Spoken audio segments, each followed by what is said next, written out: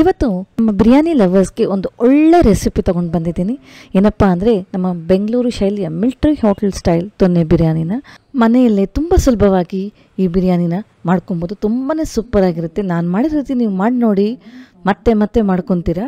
ಈ ರೆಸಿಪಿ ಹೇಗೆ ಮಾಡೋಣ ಅಂತ ನೋಡೋಣ. ಮೊದಲು ಒಂದು ಮಿಕ್ಸಿ ಜಾರ್ಗೆ 2 ಬಿರಿಯಾನಿ ಎಲೆ, 2 ಅನಾನಸ್ ಹೂವು, ಕಲ್ಲು ಹೂವು ಒಂದು ಸ್ವಲ್ಪ, ಏಲಕ್ಕಿ 8ರಿಂದ 10, ಜಾಕಾಯಿ ಒಂದು 1/4 ಪೀಸು, ಜಾಪತ್ರೆ ಅರ್ಧ, ಮರಾಠಿ ಮೊಗ್ಗು ಒಂದು 4, ಚಕ್ಕೆ ಒಂದು 6ರಿಂದ 7, ಲವಂಗ ಒಂದು 10ರಿಂದ 15, ಸೋಂಪು 1 ಚಮಚ. ಇದನ್ನೆಲ್ಲ ಹಾಕಿ ಚೆನ್ನಾಗಿ ಮಿಕ್ಸಿಯಲ್ಲಿ ಪೌಡ್ರ್ ಮಾಡ್ಕೊಳ್ಬೇಕು. ಈ ರೀತಿ ಪೌಡ್ರ್ ಆದ ನಂತರ 2 ಬೆಳ್ಳುಳ್ಳಿ ಹಾಗೂ 2 ಇಂಚು ಶುಂಠಿ, ಕೊತ್ತಂಬರಿ 1 ಕಟ್ಟು, ಮೆಂತೆ 1 ಕಪ್ಪು, ಪುದೀನ ಒಂದು ಅರ್ಧ ಕಟ್ಟು. ಇದನ್ನೆಲ್ಲ ತೊಳೆದು ಹಿಡ್ಕೊಬೇಕು. ನಂತರ ಬೆಳ್ಳುಳ್ಳಿ ಹಾಗೂ ಶುಂಠಿಯನ್ನು ನೀರಿಲ್ದಿರ ತರಿಯಾಗಿ ಮುಂಚೆ ರುಬ್ಕೊಳ್ಬೇಕು. ನಂತರ ನಾವು ತೊಳೆದಿರುವಂತಹ ಎಲ್ಲ ಸೊಪ್ಪುಗಳನ್ನು ಮಿಕ್ಸಿಯಲ್ಲಿ ಹಾಕಿ ಚೆನ್ನಾಗಿ ನುಣ್ಣಕ್ಕೆ ರುಬ್ಕೊಳ್ಬೇಕು.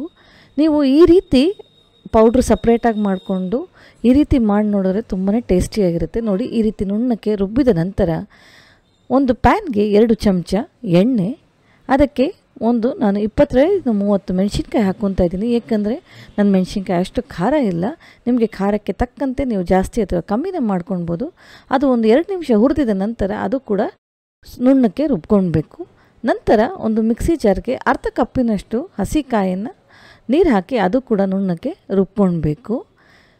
ನಾನು ಇಲ್ಲಿ 1 kg ಜೀರಿಗೆ ಸಾಂಬಾರನ್ನು ತೊಗೊಂಡಿದ್ದೀನಿ ಹಾಗೂ 1 kg ಚಿಕನ್ನು ಕ್ಲೀನಾಗಿ ತೊಳೆದು ಇಟ್ಕೊಂಡು, ನಂತರ ಒಂದು ಪಾತ್ರೆಗೆ 1 ಕಪ್ಪು ಎಣ್ಣೆನ ಉಪಯೋಗಿಸ್ತಾ ಇದ್ದೀನಿ.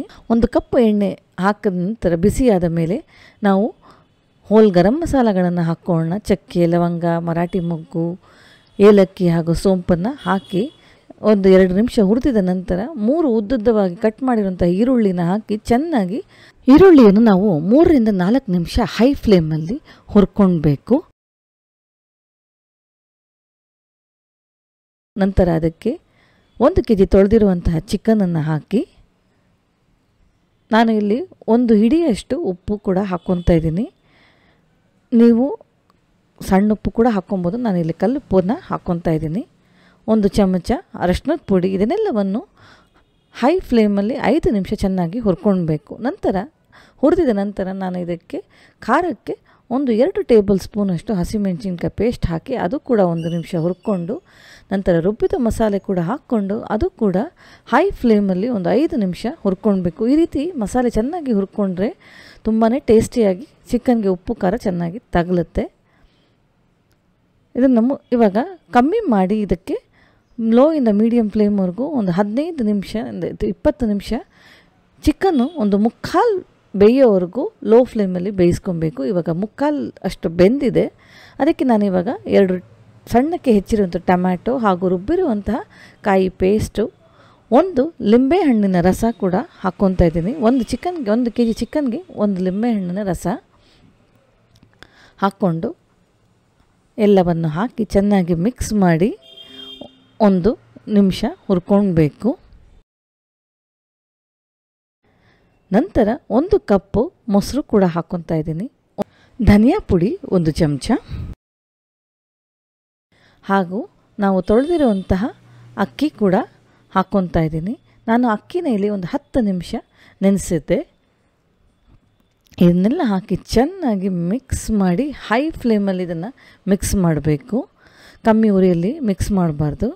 ನಾನು ಇಲ್ಲಿ 1 ಕಪ್ ಅಕ್ಕಿಗೆ 1.5 ಕಪ್ಪಷ್ಟು ನೀರನ್ನು ಉಪಯೋಗಿಸ್ತಾ ಇದ್ದೀನಿ. ಅಂದರೆ ನಾನು 1 kg ಅಕ್ಕಿಗೆ 1.5 ಬಟ್ಲಷ್ಟು ನೀರನ್ನು ಹಾಕ್ಕೊತಾ ಇದ್ದೀನಿ. ಈ ಸಮಯದಲ್ಲಿ ನೀವು ಉಪ್ಪು ಖಾರ ನೋಡಿಕೊಂಡು ಹಾಕ್ಕೊಳ್ಬೇಕು.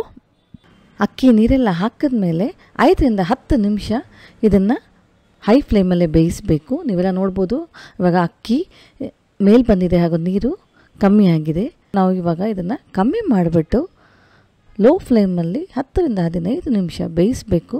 ಈ ರೀತಿ ಬೇಯಿಸಿದ್ರೆ ನೋಡ್ಬೋದು ಅನ್ನ ಉದುರುದ್ರವಾಗಿ ತುಂಬಾ ಚೆನ್ನಾಗಿ ಆಗುತ್ತೆ. ಯಾಕಂದರೆ ನಾವು ಅಕ್ಕಿ ಹಾಕಿದ್ಮೇಲೆ ಜಾಸ್ತಿ ಆಡಿಸ್ಬಾರ್ದು. ಆಗ ನಿಮಗೆ ಈ ರೀತಿ ಉದುರುದ್ರವಾಗಿ ಆಗುತ್ತೆ.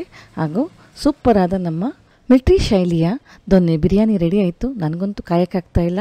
ನೀವು ಬಿರಿಯಾನಿ ಪ್ರಿಯರಾಗಿದ್ದರೆ ಕಮೆಂಟಲ್ಲಿ ಹಾರ್ಟನ್ನು ಕೊಡಿ. ನಿಮಗೆ ರೆಸಿಪಿ ಇಷ್ಟ ಆಗಿದ್ದರೆ ಮತ್ತವ್ರಿಗೂ ಶೇರ್ ಮಾಡಿ, ಲೈಕ್, ಸಬ್ಸ್ಕ್ರೈಬ್ ಮಾಡಿ. ಮತ್ತೆ ಸಿಗೋಣ ಒಂದು ಹೊಸ ರೆಸಿಪಿಯೊಂದಿಗೆ. ಅಲ್ಲಿಯವರೆಗೂ ಟೇಕ್ ಕೇರ್ ಆ್ಯಂಡ್ ಎಂಜಾಯ್.